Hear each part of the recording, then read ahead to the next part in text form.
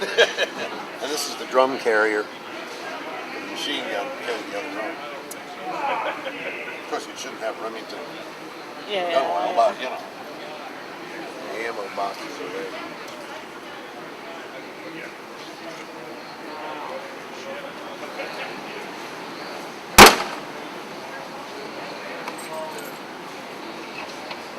See, I found this photograph in the archives. Yeah, I've seen that Notice one. the tag number and Yeah. notice the tag number. Right. That's the machine gunner's kit right there. The spider sight, the extractor, the spare bolt, and all that go into it. And this right here, that muffler, Yeah. it takes the exhaust off of the right header pipe and brings it through the heater in the floor and exhausts it right there. But isn't there carbon monoxide? No. See? This flex hose comes up and it passes through this tubing that S's around and goes out. Oh my gosh, so it keeps the person warm. Well, sort of. I mean, when it's 40 below zero, I guess it's better than nothing. Yeah. Wow. What is that? Stibe made the sidecar. This is a real B2 Stibe, not a Russian copy. You see a lot of Russian ones stuck on these, and this is a real one, not a Russian one. Because the Russians reproduce this on the Euro later. Well, that's what I have. It's 2008. So, did you create that, or No. it was there? Like that? Yeah. That's the way they work. Now that lock that I just took out, the lock goes in it like so. You turn the key and extract the lock, So that no one can and then you can open it. Oh, so Yeah, the can lock have it stays unlocked. with the key. Okay. That's the same lock used all the way through an R90S, a /7 in the steering head frame. It's the same lock. They've used it all those years, you know, all the way back. And you just simply hold it, turn the key, insert it, put the key out. Same thing. Beautiful. My other toy. So this one's yours too? The black one?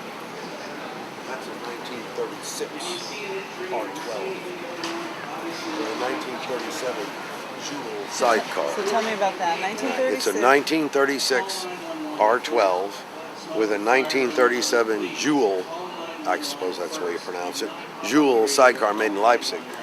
This is the original element, or original tag, for want of a better word for the Jewel.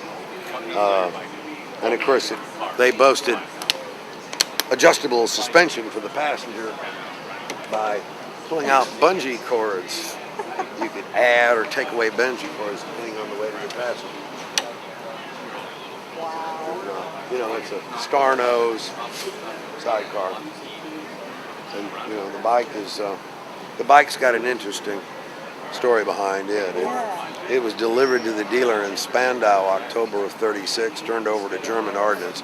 They painted over the black and white with a brush, and it went to Spain with the Condor Legion in the Spanish Civil War. After the Spanish Civil War, the Spanish police had it.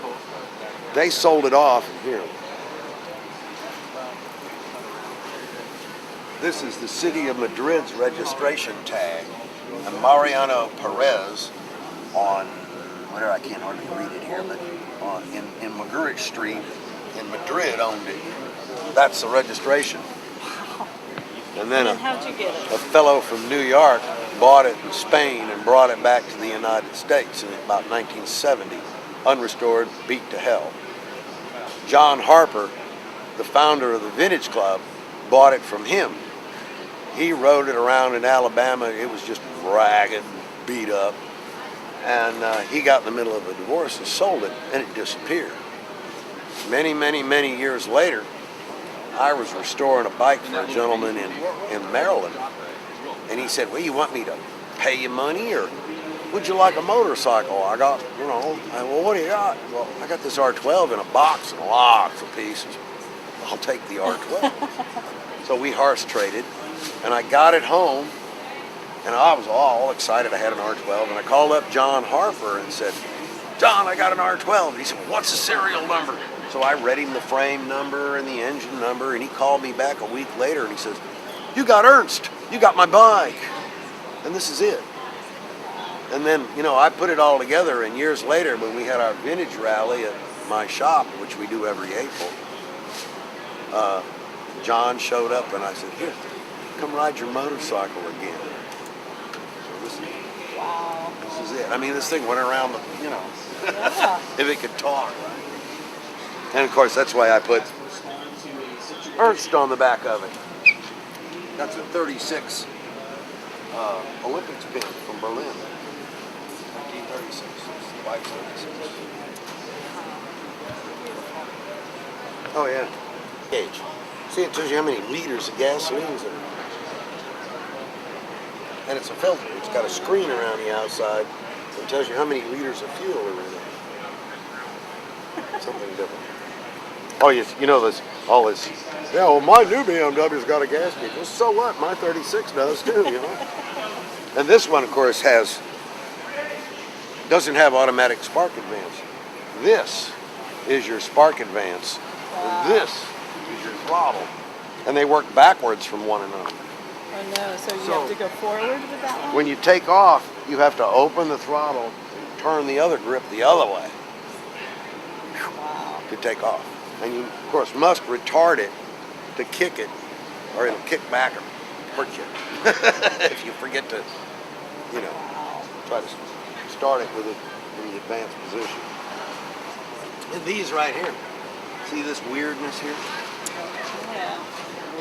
These are heat risers because it only has one carburetor, a side slide Zoom, and like a Volkswagen Beetle, the carburetor is too far away from the heads and the carburetor will actually freeze from the atomization of gas and develop ice in it.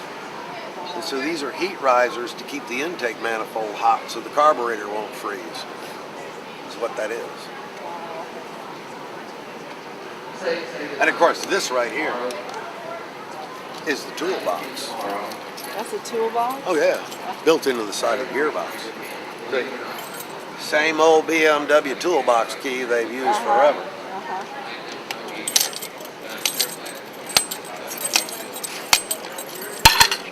There's your toolbox. Look at that. With your tool roll. Cool. That's beautiful. Beautiful work. All right. This must be quite a passion. Oh, How yeah. long have you been doing this? Oh Lord, my MOA number is 9462. I've been doing this a little while. I'm an ambassador. I've been building these old bikes. I got my first BMW when I was 24, an R90S. And, I've been building antiques since 77. I was working at a BMW shop in Austin, Texas. And I, of course, still have a BMW shop now. Alright. I got a Fantastic. whole collection of them, just a couple of them.